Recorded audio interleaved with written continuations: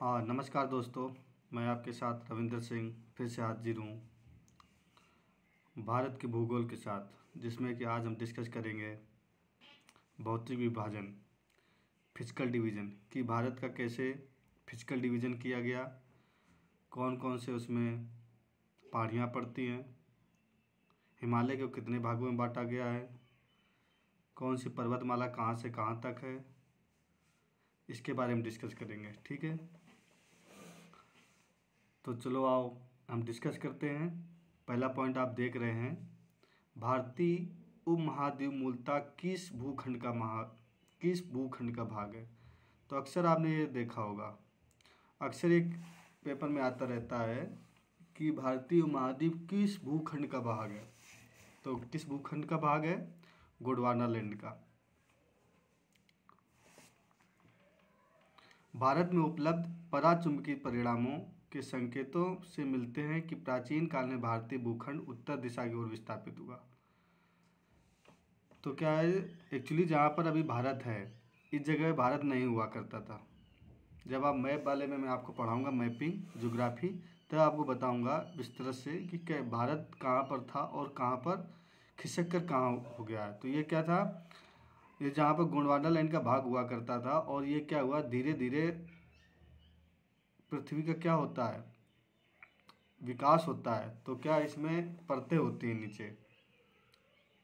तो किस कारण से? पराचुंबकीय परिणामों के कारण से। तो क्या, जब ये खिसक खिसक के ये पृथ्वी नीचे से ऊपर ऊपर उत्तर दिशा की ओर खिसका हुआ है। ठीक है, तो पहले गोंडवाना लैंड का भाग मैप में आप देखें, पहले गोंडवाना लैंड का भाग हुआ करता था, ये उत्तर दिशा में, जहाँ पर एक्चुअली आज हमें भारत दिखाई देता है, इस जगह पर नहीं हुआ करता था, ये साउथ में हुआ करता था उस समय। अभी धीरे धीरे उत्तर की ओर खिसका है, और किसका भाग था? ये पहले गोंडवाना लैंड का भाग था। तो क्वेश्चन आ सकता है कि पृथ्वी किस दिशा में खिसका हुआ है? उत्तर दिशा की ओर खिसका है। ठीक है,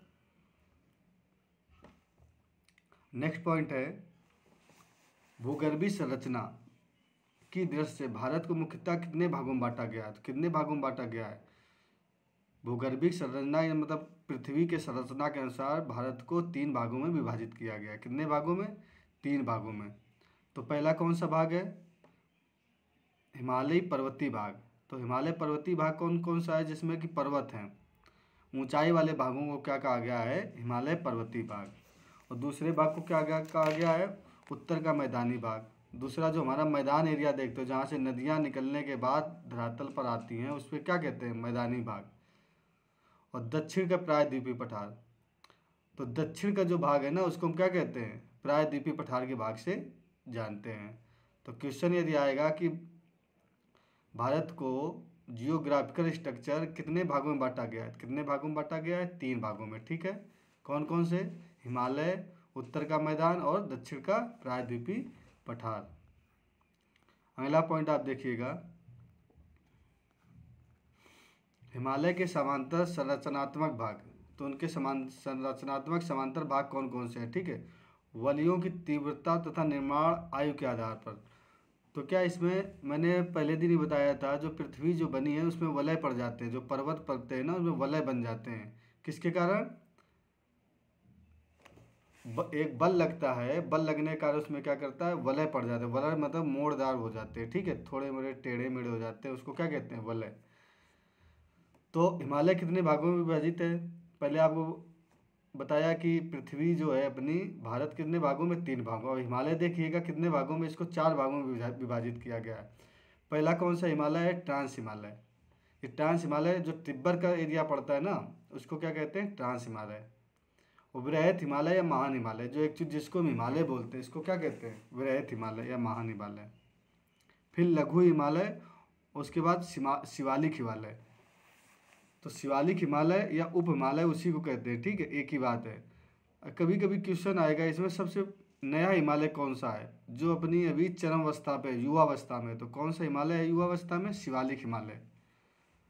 और क्वेश्चन आएगा सबसे वृहद अवस्था में कौन सा हिमालय है या पुराना हिमालय कौन सा है? तो ट्रांस हिमालय हो जाएगा। ठीक है, और युवावस्था के हिमालय कौन सा है? अभी यंग हिमालय कौन सा है?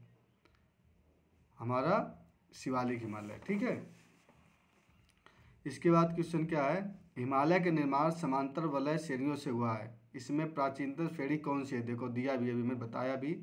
हिमालय का निर्माण कैसे हुआ है? वलय समांतर श्रेणियों से हुआ है, ठीक है। इनमें प्राचीनतम श्रेणी कौन सी है? कौन सी है? सबसे प्राचीन कौन सी है? वृहत हिमालय। और सबसे युवा कौन सी है?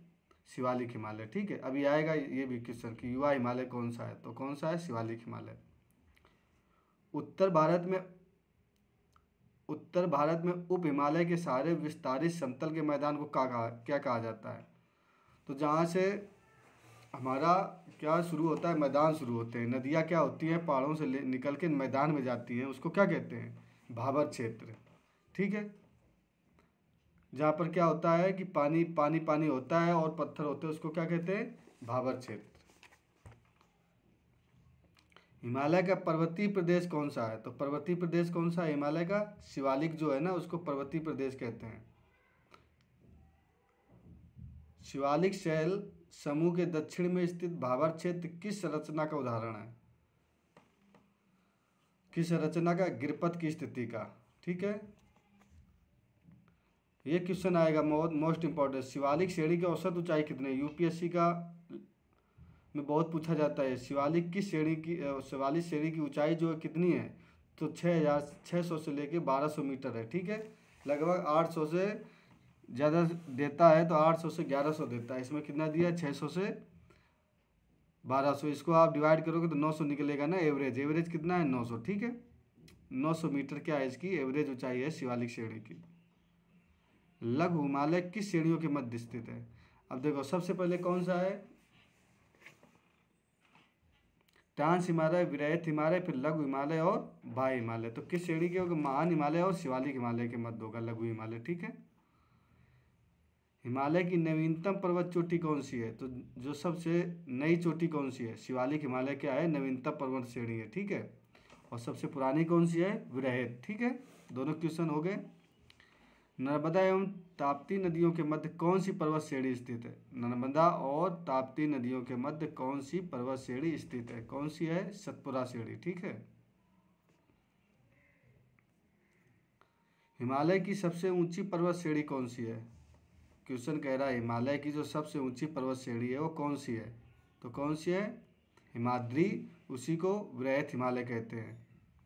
तो सबसे पहले क्या था? आया था वृहत हिमालय, फिर लघु हिमालय, फिर क्या आया था?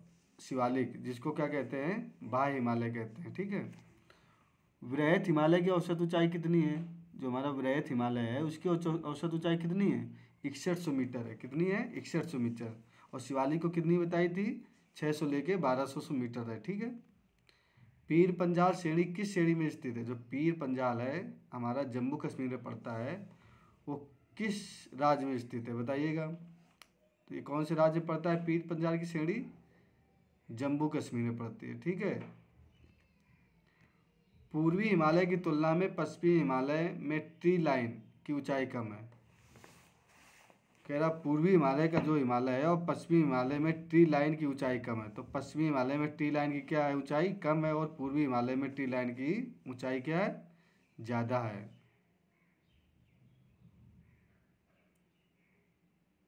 दोबारा से देखिए, पूर्वी हिमालय की तुलना में पश्चिमी हिमालय में ट्री लाइन की ऊंचाई कम है। मतलब पूर्वी हिमालय में ऊंचाई ज़्यादा है और पश्चिमी हिमालय में क्या है? कम है, ठीक है। उत्तराखंड के पाताल तोड़ कुएं किस भाग में पाए जाते हैं? उत्तराखंड के जो अपना राज्य पड़ता है उत्तराखंड, यूपी से कब अलग हुआ था? सन 2000 में अलग हुआ था, ठीक है। कितने यूपी के ज़िले अलग करके, जो पहाड़ी ज़िले थे यूपी के 13 ज़िलों को अलग करके क्या उत्तराखंड बनाया गया था। उत्तराखंड के पाताल तोड़ कुएं किस भाग में पाए जाते हैं? तो किस भाग में पाए जाते हैं? तराई भाग में, ठीक है। अक्साई चीन किस क्षेत्र का भाग है? अक्साई चीन जो है किस क्षेत्र का भाग है? लद्दाख का भाग है, ठीक है। अक्साई चीन किसका भाग है? लद्दाख का है। पश्चिमी हिमालय प्रदेश के प्रमुख प्राकृतिक संसाधन क्या है? तो पश्चिमी हिमालय के हैं, उसके प्राकृतिक संसाधन क्या है? उधर सबसे ज़्यादा क्या पाए जाते हैं? वन पाए जाते हैं। बाकी खेती वगैरह का इतना सिस्टम नहीं रह पाया जाता। वनों से ही क्या होता है कि उधर क्या पहाड़ी एरिया पड़ता है, बर्फ़ गिरती है, तो उसमें क्या पाए जाते हैं? वन पाए जाते हैं, ठीक है। भारत की प्राचीनतम पर्वत श्रृंखला कौन सी है? कौन सी सबसे पुरानी पर्वत श्रृंखला? अरावली है। ठीक है, पूछेगा भारत की सबसे पुरानी पर्वत श्रृंखला कौन सी है? अरावली है, जो कि क्या है, अभी ये खत्म होने की कगार पे, अभी इसमें क्या छोटी छोटी पहाड़ियाँ बची हुई हैं। ठीक है, अब अरावली श्रेणियों की अनुमानित आयु कितनी है? कितनी है? 600 से 570 मिलियन वर्ष है। कितनी पुरानी है? 600 मिलियन वर्ष पुरानी है ये अरावली श्रेणियों की जो अनुमानित आयु है, कितनी है पुरानी? 600 मिलियन वर्ष। माउंट एवरेस्ट को नेपाल में सागर माथा के नाम से जानते हैं। जिसको हम भारत में एवरेस्ट बोलते हैं, माउंट एवरेस्ट, उसको नेपाल में क्या कहते हैं?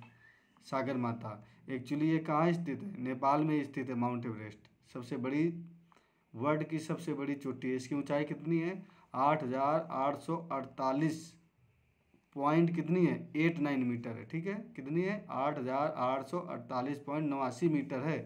पॉइंट में भी आप याद कर लीजिएगा, किताबों में 8,848 ही लिखा हुआ है, पर अभी न्यू 2022 में अपडेट जो आया है 8,848.89 मीटर है ऊंचाई इसकी। अरावली किस प्रकार की पर्वत श्रेणी है? किस प्रकार की है? अवशिष्ट पर्वत श्रेणी है। अरावली किस प्रकार की पर्वत श्रेणी है? अवशिष्ट है। ठीक है, दक्षिण भारत की सबसे ऊंची चोटी कौन सी है? दक्षिण भारत की कौन सी है? बहुत पूछा जाता है। दक्षिण भारत की अनाईमुड़ी है। कौन सी है? अनाईमुड़ी, जिसकी ऊंचाई कितनी है? 2,695 मीटर है। अनाईमुड़ी चोटी कहाँ पाई जाती है? केरल में पाई जाती है। इंडिया का जो राज्य केरल है, उसमें कौन सी चोटी पाई जाती है जो दक्षिण भारत की है? अनाईमुड़ी चोटी। ठीक है, नीलगिरी पर्वतमाला का विस्तार किन राज्यों में है? तो किन राज्यों में नीलगिरी? तमिलनाडु और केरल में। कि नीलगिरी की पहाड़ियाँ कहाँ पाई जाती हैं? साउथ में। तो साउथ में तमिलनाडु और केरल में नीलगिरी की पहाड़ियों का विस्तार है। ठीक है, अगला देखिएगा, महाराष्ट्र एवं कर्नाटक के मध्य स्थित पश्चिमी घाट को किस नाम से जाना जाता है? तो महाराष्ट्र और कर्नाटक का जो पश्चिमी भाग है उसको किस नाम से जानते हैं? कोंकण तट। इलायची की पहाड़ियाँ किन राज्यों के मध्य है? इलायची की पहाड़ियाँ कहाँ हैं? केरल एवं तमिलनाडु में। सेवराय पहाड़ियाँ किस राज्य में स्थित है? सेवराय की पहाड़ियाँ कहाँ हैं? तमिलनाडु में। ये तीनों क्वेश्चन देखिएगा दोबारा से, बहुत इंपॉर्टेंट है। महाराष्ट्र और कर्नाटक का जो पश्चिमी भाग है, वेस्ट का भाग, उसको किस नाम से जानते हैं? कोंकण तट बोलते हैं। ठीक है, इलायची की पहाड़ियाँ कहाँ पर हैं? केरल एवं तमिलनाडु में। सेवराय पहाड़ियाँ कहाँ पर हैं? तमिलनाडु में। ठीक है, इलायची पूछेगा तो केरल एवं तमिलनाडु दोनों में। सेवराय पूछेगा तो ओनली कहाँ लगाओगे आंसर में? तमिलनाडु। पूर्वी घाट और पश्चिमी घाट पर परस्पर नीलगिरी पहाड़ियाँ पर मिलती है। पूर्वी घाट और पश्चिमी घाट कहाँ पर मिलते हैं? दोनों आपस में नीलगिरी की पहाड़ियों पर मिलते हैं। पूर्वी घाट और पश्चिमी घाट आपस में कहाँ मिलते हैं? तो कहाँ मिलते हैं? नीलगिरी की पहाड़ियों पर। भारत की सर्वोच्च पर्वत चोटी कौन सी है? देखो आया क्वेश्चन, भारत की सर्वोच्च चोटी कौन सी है? K2 Austin. और जो माउंट एवरेस्ट है, जिसको नेपाल में सागर माथा बोलते हैं, वो कहाँ की है? पूरे विश्व की सबसे है। ठीक है, और केवल भारत की पूछेगा सर्वोच्च चोटी तो क्या लगाओगे? गार्डविन ऑस्टिन, जिसको क्या बोलते हैं? K2। 8,611 मीटर इसकी क्या है? ऊंचाई है। ठीक है, उसकी कितनी थी माउंट एवरेस्ट की? 8,848.89 मीटर। ठीक है, भारत की कौन सी? K2 Austin. माना दर्रा उत्तराखंड को किससे जोड़ता है? तो माना दर्रा जो है उत्तराखंड को किससे जोड़ता है? तिब्बत से जोड़ता है। ठीक है, नंदा देवी शिखर किस राज्य में अवस्थित है? नंदा देवी शिखर कहाँ स्थित है? उत्तराखंड में। नंदा देवी कहाँ है? उत्तराखंड में। अरावली श्रेणी का उच्चतम पर्वत शिखर कौन सा है? अरावली श्रेणियाँ जो पड़ती हैं, जो भारत की क्या है, सबसे पुरानी श्रेणी है अरावली। और अभी बताया था कितने वर्ष पुरानी है? 6,600 मिलियन वर्ष पुरानी है। ठीक है, तो कहाँ पर है अरावली की उच्चतम जो पर्वत श्रृंखला है वो कौन सी है? गुरु शिखर। अरावली की सबसे ऊंची क्या है, चोटी कौन सी है? गुरु शिखर, जिसकी ऊंचाई कितनी है? 1722 मीटर। ये कहाँ पर पड़ती है? गुरु शिखर राजस्थान में पड़ती है। ठीक है, हिमालय पर्वत की एक श्रेणी अराकानयोमा किस देश में स्थित है? हिमालय पर्वत की जो श्रेणी है अराकानयोमा किस देश में स्थित है?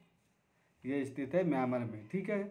तो अभी तक का जो हमने डिस्कस किया इसमें 2-3 इंपॉर्टेंट क्वेश्चन आप देखिएगा कि भारत की सबसे ऊंची चोटी कौन सी है, K2 है, ये याद रखिएगा। इसकी ऊंचाई कितनी है, सबसे मोस्ट इम्पॉर्टेंट 8,611 मीटर। अरावली श्रेणी का उच्चतम भाग कौन सा है, गुरु शिखर है। कितनी ऊंचाई है इसकी, 1722 मीटर, ठीक है। माना दर्रा किसको जोड़ता है, उत्तराखंड को तिब्बत से जोड़ता है, ठीक है। अगला देखिएगा, कुल्लू घाटी किन पर्वतों के मध्य स्थित है। कुल्लू घाटी किन पर्वतों के मध्य स्थित है, धौलाधर तथा पीर पंजाल के मध्य। कुल्लू घाटी कहाँ स्थित है, धौलाधर तथा पीर पंजाल के मध्य, ठीक है। पाल घाट दर्रा किन पहाड़ियों के मध्य स्थित है, पाल घाट दर्रा किन किन पहाड़ियों के मध्य स्थित है, नीलगिरी और अन्नामलाई पहाड़ियों के अंदर। पाल घाट दर्रा पड़ता है कहाँ, नीलगिरी और अन्नामलाई की पहाड़ियाँ, उनके मध्य क्या है, पाल घाट दर्रा है। नाथुला दर्रा किस राज्य में स्थित है, ये बहुत पूछा जाता है, नाथुला दर्रा और शिप्कला दर्रा, ठीक है। तो नाथुला दर्रा कहाँ पड़ता है, सिक्किम में, और शिप्कला कहाँ पड़ता है, हिमाचल प्रदेश में, ठीक है। दोनों याद रखिएगा, नाथुला दर्रा और शिप्कला दर्रा। शिप्कला कहाँ पड़ता है, हिमाचल प्रदेश में, और नाथुला कहाँ पड़ता है, सिक्किम में, ठीक है। और पाल घाट दर्रा किसको जोड़ता है, नीलगिरी और अन्नामलाई के मध्य स्थित है। यह क्वेश्चन पूछा जा सकता है, पाल घाट दर्रा किस किस को जोड़ता है, तो नीलगिरी और अन्नामलाई पहाड़ियों को, ठीक है।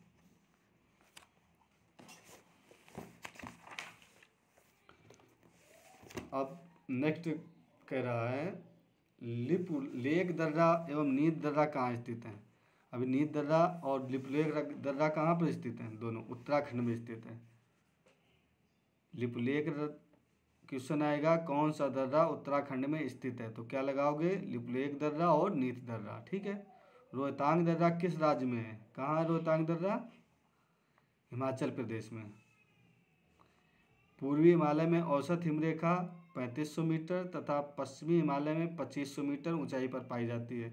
तो दोबारा पढ़ लीजिएगा, पूर्वी हिमालय में औसत हिमरेखा जिसको स्नो लाइन बोलते हैं 3500 मीटर तथा पश्चिमी हिमालय में 2500 मीटर ऊंचाई पर पाई जाती है। हिमरेखा जो है जहाँ पर हिम है, तो पूर्वी हिमालय में इसकी औसत ऊंचाई कितनी है, 3500 मीटर है, और पश्चिमी हिमालय में कितनी है, 2500 मीटर ऊंचाई पर पाई जाती है हिमरेखा, ठीक है। भारत का सबसे बड़ा हिमनद कौन सा है, कौन सा है, भारत का सबसे बड़ा हिमनद सियाचिन लद्दाख है, ठीक है। हिमनद का हिमनद ग्लेशियर मीन्स क्या होता है समझे, इसका मतलब हुआ जहाँ पर वर्ष भर बर्फ जमी रहती है उसको क्या बोलते हैं, हिमनद। जहाँ पर क्या होता है कि ज़मीन रहती नहीं, पूरी बर्फ़ बर्फ़ है, उसको सियाचिन ग्लेशियर बोलते हैं। जहाँ का तापमान क्या होता है, 0 डिग्री से भी नीचे होता है, -4 -5 परमानेंट रहता है, ठीक है।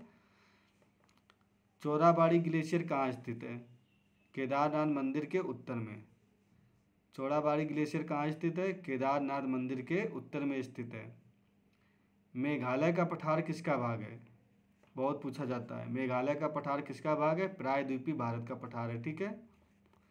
मेघालय का पठार किसका भाग है, प्रायद्वीपीय भारत का। भारत के उपमहाद्वीपीय पर्वत किस काल में निर्मित हुए, किस काल में निर्मित हुए, पैलियोजोइक महाकल्प में, ठीक है। अरावली एवं विंध्य श्रृंखलाओं के मध्य कौन सा पठार स्थित है, अरावली एवं विंध्य श्रृंखला जो पाई जाती है उनके मध्य कौन सा पठार है, मालवा का पठार। दंडकारण्य क्षेत्र कहाँ अवस्थित है, छत्तीसगढ़ एवं उड़ीसा के मध्य। दंडकारण्य जो क्षेत्र है कहाँ स्थित है, छत्तीसगढ़ एवं उड़ीसा के मध्य स्थित है।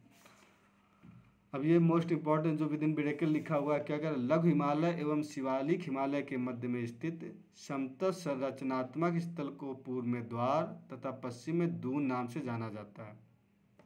तो लघु हिमालय और शिवालिक हिमालय के जो मध्य में स्थिल है, मतलब लघु हिमालय और शिवालिक हिमालय के बीच के जो बीच में जमीन, उसको पूर्व में क्या कहते हैं, द्वार कहते हैं, और पश्चिम में उसको क्या कहते हैं, दून कहते हैं। जैसे हरिद्वार, और पश्चिम में उसको क्या कहते हैं, जैसे बसा हुआ क्या, देहरादून, ठीक है, और पूरब में हरिद्वार, ठीक है। तो लघु हिमालय और शिवालिक हिमालय के मध्य में जो संरचनात्मक स्थल है, मतलब जो जमीन है, उसको क्या कहते हैं, पूरब में द्वार कहते हैं और पश्चिम में दून कहते हैं। भारत का औसत समुद्र तल किस तट से नापा जाता है? बहुत इंपॉर्टेंट क्वेश्चन है, ठीक है। तो भारत की क्या औसत तल कि भारत कितनी ऊंचाई पर स्थित है, किस तट से नापा जाता है? तो कौन से तट से नापा जाता है? चेन्नई के तट से, कि भारत की जो औसत ऊंचाई है वो कितनी है, ठीक है। भारत की समुद्र तट की कुल रेखा कितनी है? तो भारत की एक कल मैंने बताया था परसों कि समुद्री तट की रेखा लंबाई कितनी है? 7516.6 किलोमीटर। और स्थल की लंबाई कितनी बताया था? 15,000। कमेंट बॉक्स पे लिखिए कि कितना बताया था? 15,200 किलोमीटर या 15,000। स्थलीय सीमा 106 किलोमीटर बताई थी मैंने। कहीं कहीं दिया है 15,200 किलोमीटर, कहीं दिया है 15,106 किलोमीटर। तो राइट आंसर है एनसीईआरटी के हिसाब से 15,106.7 किलोमीटर है। और समुद्री की कुल लंबाई कितनी है? 7516 किलोमीटर, ठीक है। दोनों याद रखिएगा। किस राज्य की तटीय रेखा सबसे लंबी है? तो कौन से राज्य की तटीय रेखा सबसे लंबी है? गुजरात की। इसकी तटीय रेखा कितनी है? 1214.7 किलोमीटर। भारत के कितने समुद्री तट रेखा से संलग्न है? भारत के जो कितने राज्य जो हैं समुद्री तट रेखा से संलग्न है, कि भारत के कितने राज्य जो हैं समुद्र से अपनी रेखा साझा करते हैं? तो कितने राज्य हैं? 9 राज्य हैं तथा 4 केंद्र शासित प्रदेश, जिसको क्या बोलते हैं? यूटी बोलते हैं शॉर्ट में, ठीक है। तो 9 राज्य और 4 क्या हैं? यूटी। टोटल कितने हो गए? 13। उनके नाम नीचे दिए गए हैं, उनको देखिएगा कौन कौन से हमारे 9 राज्य हैं और 4 यूटी हैं जो हमारे समुद्र से सीमा बनाते हैं। कौन कौन से हैं? नंबर 1 गुजरात। गुजरात क्या है? सबसे ज़्यादा सीमा साझा करता है तट से। कितनी? अभी जस्ट बताया था 1214.7, ये दिया है 1214.7 किलोमीटर, ठीक है। दूसरा कौन सा है? महाराष्ट्र। तीसरा उसके नीचे कर्नाटक पड़ता है, फिर केरल पड़ता है, उसके बाद तमिलनाडु, पश्चिम बंगाल, आंध्र प्रदेश, उड़ीसा और गोवा। ये हमारे 9 राज्य हो गए, ठीक है। कौन कौन से? गुजरात, महाराष्ट्र, कर्नाटक, केरल, तमिलनाडु, पश्चिम बंगाल, आंध्र प्रदेश, उड़ीसा और गोवा, ठीक है। 10वें नंबर से यूटी शुरू हो रहा है, जो हमारे 4 यूटी हैं जिसको बोलते हैं केंद्र शासित प्रदेश। पांडुचेरी, दादरा एवं नगर हवेली और दमन द्वीप, अंडमान निकोबार और लक्षद्वीप। 4 हमारी यूटी कौन कौन सी हैं? पांडुचेरी, दादरा नगर अंडमान और क्या? लक्षद्वीप। तो टोटल कितने हो गए? यदि क्वेश्चन आता है कि हमारे भारत के राज्य कितने समुद्री साझा करते हैं, तो 9 राज्य। टोटल कितने यूटी प्लस राज्य करते हैं? तो कितने? 13, ठीक है। प्राचीन भारतीय ऐतिहासिक भूगोल में रत्नाकर नाम किसका सूचक था? जो हमारा प्राचीन इतिहास था उसमें भूगोल में रत्नाकर नाम किसका सूचक था? रत्नाकर नाम से किसको बुलाते थे हम? किसको बुलाते थे? हिंद महासागर को। हिंद का पर्यायवाची बीज आप जब पढ़ोगे तो रत्नाकर नाम आता है, ठीक है। रत्नाकर किसको बोलते थे? हिंद महासागर को क्या बोलते थे? प्राचीन काल में रत्नाकर बोलते थे। तमिलनाडु व आंध्र प्रदेश के समुद्री तट का क्या नाम था? तमिलनाडु और आंध्र प्रदेश का समुद्री तट को क्या बोलते हैं? कोरोमंडल बोलते हैं। और महाराष्ट्र के तट को बताया था कि पूर्वी तट के उसको क्या बोलते हैं? पश्चिमी तट को कोंकण तट बोलते हैं, ठीक है, बताया था अभी। तो तमिलनाडु एवं आंध्र प्रदेश के समुद्री तट को क्या बोलते हैं? कोरोमंडल तट। और महाराष्ट्र के तट को क्या बोलते थे? कोंकण तट। कन्याकुमारी किस अन्य नाम से जाना जाता है? कन्याकुमारी को क्या कहते हैं? Cap Comorin. कन्याकुमारी को दूसरा नाम क्या है? Cap Comorin. इसी से कौन आया था? वास्को ड गामा 14 कब आया था? 1498 वास्को ड गामा आया था केप केमोरिन से, ठीक है। इसी के नाम पर क्या नाम पड़ा था? केप केमोरिन, ठीक है। अंडमान और निकोबार द्वीप समूह में सबसे अधिक ऊंचाई वाली चोटी कौन सी थी या कौन सी है? तो सैडल पीक जो है अंडमान और निकोबार की सबसे ऊंची चोटी है, ठीक है। Saddle peak. कौन सी चोटी सबसे अंडमान निकोबार की सबसे ऊंची चोटी कौन सी है? सैडल पीक है, ठीक है।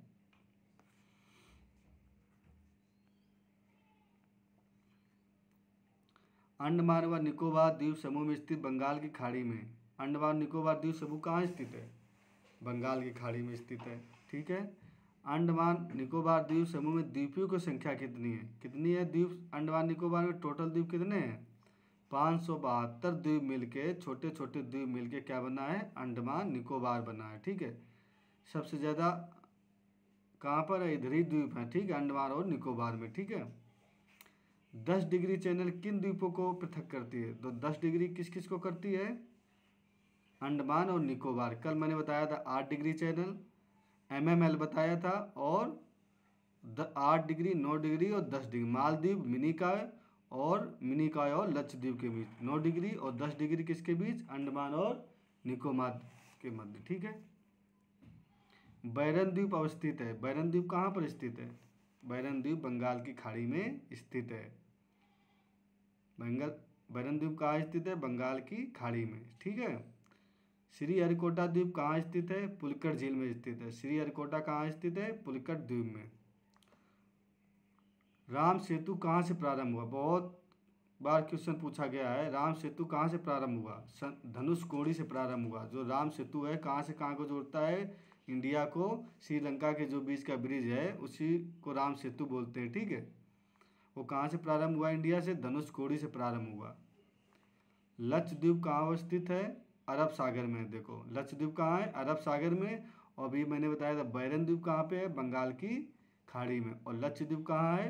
अरब सागर में। ठीक है। भारत का कौन सा द्वीप प्रवाल निर्मित है? एक भारत का जो द्वीप है लक्षद्वीप जो है कैसे निर्मित है? प्रवाल निर्मित है। प्रवाल निर्मित का मतलब समझे? जो प्रवाल क्या होता है? समुद्री में जो छोटे छोटे जीवाणु और जो जीव थे उनसे जो हमारा द्वीप बना है वो कौन सा बना? लक्षद्वीप। वो जब एक जगह डेथ होने के बाद वो क्या धीरे धीरे धीरे मिट्टी जमती गई और वो उनको क्या बोलते हैं? वो एक द्वीप के रूप में बन गए। तो उसको कौन सा द्वीप बोलते हैं? लक्षद्वीप हमारा कैसा द्वीप है? प्रवाल द्वीप है। मिनिकॉय द्वीप भारत तट के सुदूरवर्ती द्वीप की श्रेणी में आता है। जो मिनिकॉय द्वीप है भारत का सबसे सुदूरवर्ती द्वीप है। मतलब भारत के सबसे बड़ा द्वीप जो है, सबसे दूर द्वीप कौन सा है? मिनिकॉय द्वीप। क्या भारत की जो स्थलीय सीमा है उससे सबसे दूर कौन सा द्वीप है? मिनिकॉय द्वीप है। ठीक है। क्वेश्चन आता है भारत के भारतीय तट रेखा से सुदूरवर्ती द्वीप कौन सा है? तो कौन सा द्वीप है? मिनिकॉय द्वीप है। ठीक है। भारत एवं श्रीलंका के मध्य कौन सा द्वीप स्थित है?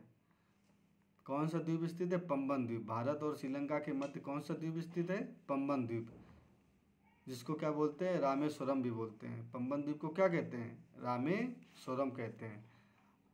अभी राम सेतु जो होता है कहाँ से प्रारंभ हुआ था? धनुषकोडी से हुआ था। ठीक है। द्वीपों पर बसा हुआ भारत का सबसे बड़ा नगर कौन सा है? भारत का एक जो बम्बई नगर है जिसको मुंबई बोलते हैं, वो द्वीपों पर बसा हुआ सबसे बड़ा नगर है। ठीक है। ये कहाँ पर पड़ता है? भारत के पश्चिम में पड़ता है, जो महाराष्ट्र राज्य में है। इसको क्या कहते हैं? ये कहते क्या? ये इधर द्वीप हुआ कर, ये जो बम्बई जहाँ पे बसा हुआ ये द्वीप है एक, क्योंकि इसकी रेखा जो समुद्र साझा करती, एक द्वीप पर बम्बई नगर बसा हुआ है।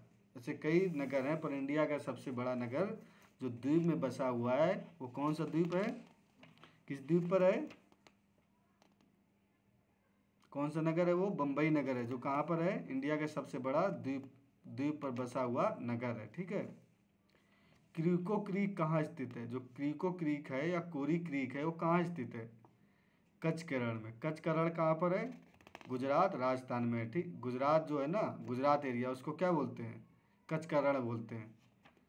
और कोरी क्रीक जो स्थित है वो कहाँ पर है? कच्छ केरल में।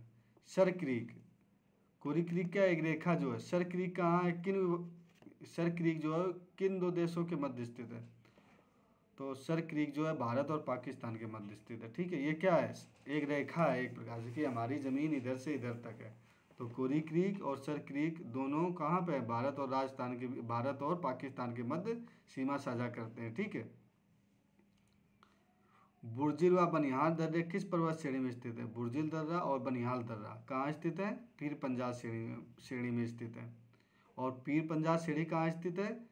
जम्मू कश्मीर में। कहाँ स्थित है पीर पंजाल श्रेणी? जम्मू कश्मीर में। ठीक है। क्वेश्चन आता है अभी करंट का जम्मू और कश्मीर दो उसमें यूटी में डिवाइड हो गया, वो कौन कौन से बनाए गए, एक लद्दाख बना दिया गया और एक जम्मू कश्मीर बना दिया। कब बनाया गया, ये 31 अक्टूबर 2019 को क्या हुआ, इसको विलय करके राज्यसभा में पहले आया बिल इसका, और रोज लोकसभा से पारित करके इसको क्या है 2-2 यूटी में बना दिया गया। ठीक है, तो वर्तमान में कितने यूटी और कितने राज्य हैं, 28 राज्य और 8 यूटी हैं टोटल। ठीक है, हिमालय के प्रमुख ऊंचे शिखर, देखिए हिमालय का अभी इसमें आपको क्लियर हो जाए कि हिमालय का सबसे ऊंची चोटी कौन सी है, इंडिया की कौन सी है और भारत की कौन सी है, कौन पीओके में है और कौन कहाँ है। ठीक है, तो माउंट एवरेस्ट नेपाल में स्थित है, इसकी ऊंचाई कितनी है 8,848.86 दिया है, कहीं कहीं 89 दिया, कहीं कहीं 86, मैंने अभी आपको 89 पढ़ाया था, तो इतना कोई आपको वो करने की ज़रूरत है नहीं, 8,848 रुपये याद कर लो, एग्जाम में यही आएगा। ठीक है, कि कहाँ पड़ती है, नेपाल में। अब केटू या गार्डविन आइसट्विन कहाँ पड़ती है, भारत में पड़ती है पर पीओके में। पीओके का मतलब क्या समझे, पाक अधिकृत जो कश्मीर है, कश्मीर का कुछ हिस्सा, कितने डिस्ट्रिक्ट हुआ करते थे राजा हरि सिंह के ज़माने में, 100 डिस्ट्रिक्ट हुआ करते थे, उसमें 24 डिस्ट्रिक्ट किसके कब्जे में है, पाक के कब्जे में है। तो वही 24 डिस्ट्रिक्ट में केटू जो चोटी पड़ती है, पर वो भारत का हिस्सा है, पर उस पर कब्जा किसका है, पाकिस्तान का है। ठीक है, उसकी ऊंचाई कितनी है 8,611 मीटर।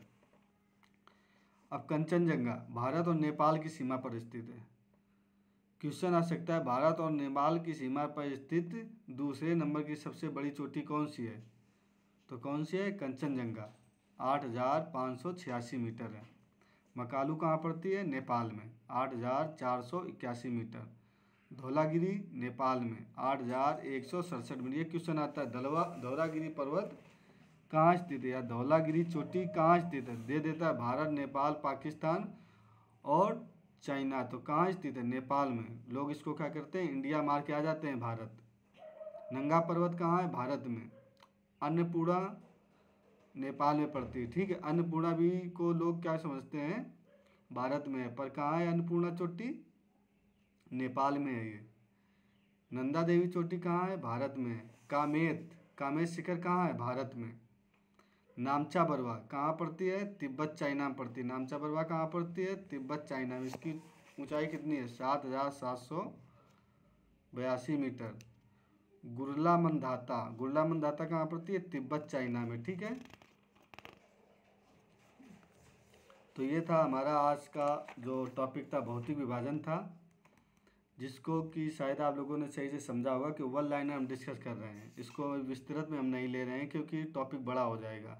वन लाइनर डिस्कस करने के बाद हम आपको एक मैपिंग के थ्रू पूरा ज्योग्राफी पढ़ाएंगे। ठीक है, अभी आपको थोड़ा थोड़ा क्या है दिमाग में बैठ जाएगी कौन चीज़ क्या है, इसको एक बार और रिवाइज करिएगा, दिमाग में क्या वन लाइनर आपको बैठ जाएगा। ठीक है, तो जिसका हाल ही में एग्ज़ाम है इसको 2-3 बार रिवाइज कर लीजिएगा, इससे बाहर क्वेश्चन बाहर नहीं आता है। ठीक है, कल हम आपको साथ डिस्कस करेंगे जलवायु कितने प्रकार की होती है, क्या होती है, कैसे क्या, उसके बारे में।